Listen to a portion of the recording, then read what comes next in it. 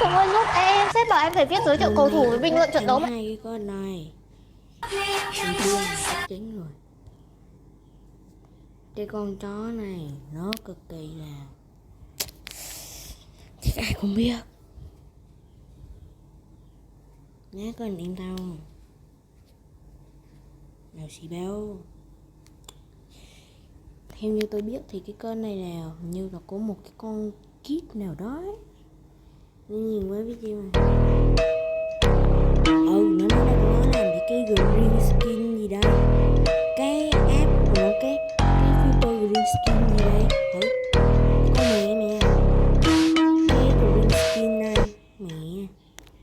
Xong thêm cái qua này nữa. Green skin con tao không có cướp video tao tự quay tự chỉnh sửa nha, mấy thằng kia bay riêng tự với tao nên cây à.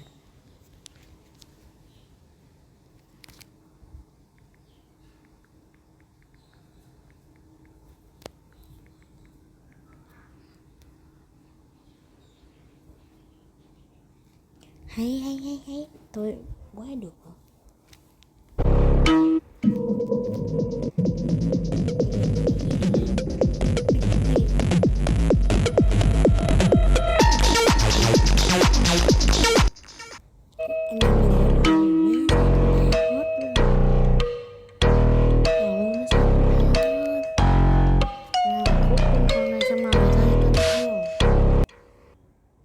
Tiếp theo là con em tôi. Mặc dù là nó không nên cái video gì sai, nhưng mà anh em hãy nhớ đi. Nhớ rồi. Đây, cái CS3 tôi chỉ là mới độ một phần đây thôi à. Phía sau rồi chưa có kêu. Có một cái camera nữa. Và một cái tấm chuẩn bị gắn vào. Đó.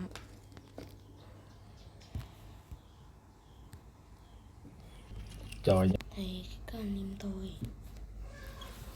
Hơn một thế. Anh em không biết nào. Cái con ST1, ST2, ST3 là chắc chắn anh em đều biết rồi.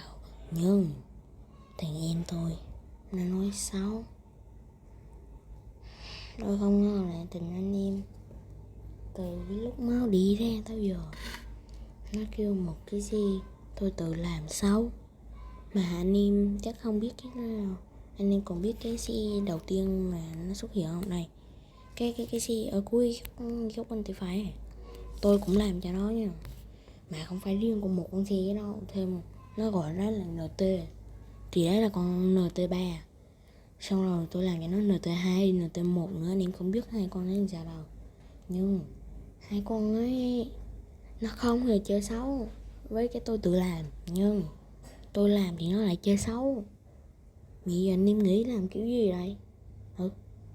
Tôi tự làm mà thằng em đâu nó vậy. Không thể nào tin được là thằng em tôi nó có thể nói mấy cái đó ra được rồi. Đúng mà. Với lại có cái chuyện gì ấy mà tôi lỡ làm sai ấy, hay là lỡ làm gì ấy đụng vô em tôi là nó chửi tới ba mẹ của tôi luôn. Nó có cái quyền không? Có cái quyền để mà chửi thắng lên đầu ba mẹ của tôi không? Anh em nghĩ thôi. Nghĩ vậy chịu được không?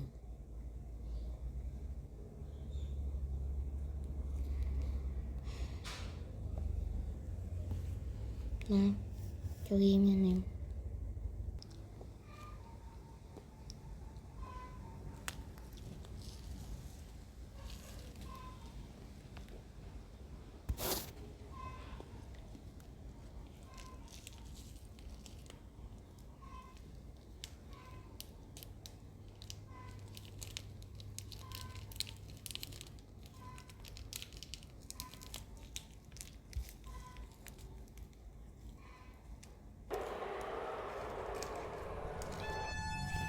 Cái đó nhân em tôi nó coi được thì mày nên cân nhắc lại những người nói của mày đây. Tao làm cho mày biết những thứ mà nó là ngu nói xấu. Xấu cực nhanh rồi.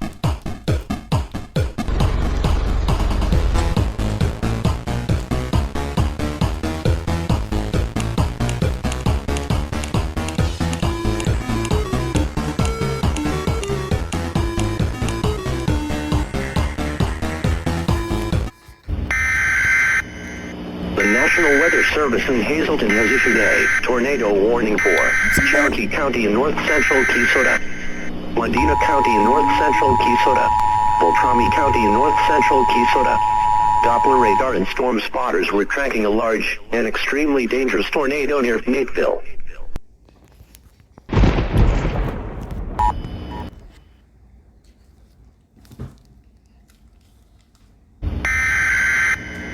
The National Weather Service in Hazleton has issued a tornado warning for Cherokee County in north-central Keysota, Medina County in north...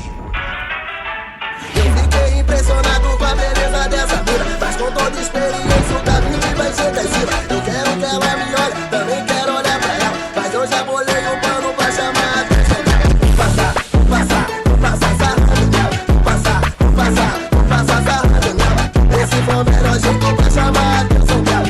Eu quero que ela me olhe, também quero olhar pra ela, mas eu já bolei o pano pra chamar a atenção dela. Vou passar. Paroladinho, toma vai safada. O bagulho é doido, só sequência de rajada. Então bota de ladinho, toma sua safada. Ficou viciada aqui é só pintada. Passar sarrando nela, passar sarrando nela. Esse foi o melhor jeito pra chamar a atenção dela. Eu quero que ela me olhe, também quero olhar mais uma, mas eu já bolei o pano pra chamar a atenção dela.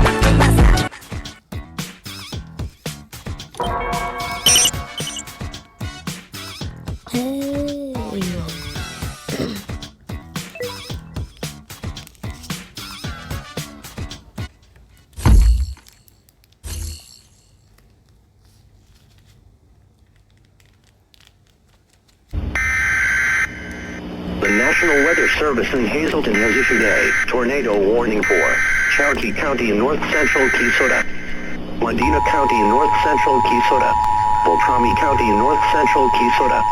Doppler radar and storm spotters were tracking a large and extremely dangerous tornado near Nateville.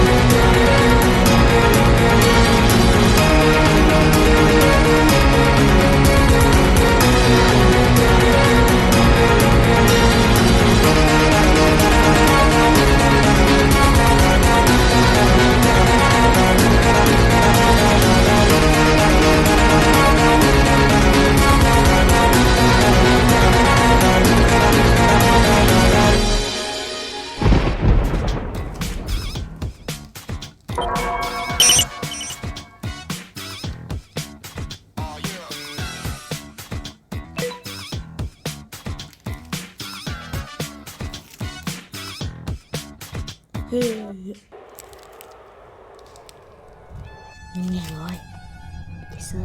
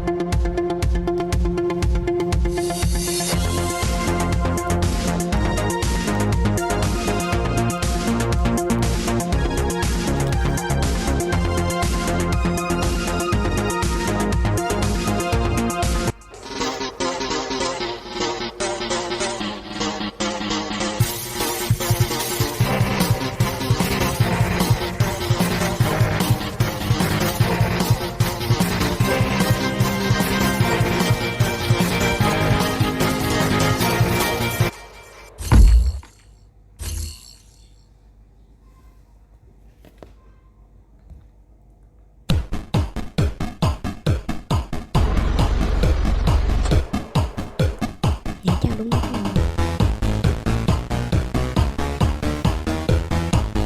Em hát là bây giờ em thấy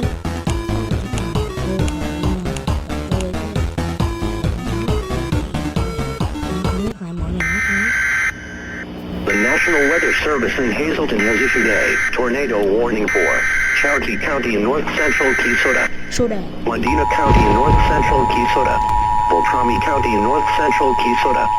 Doppler radar and storm spotters were tracking a large and extremely dangerous tornado near Nateville.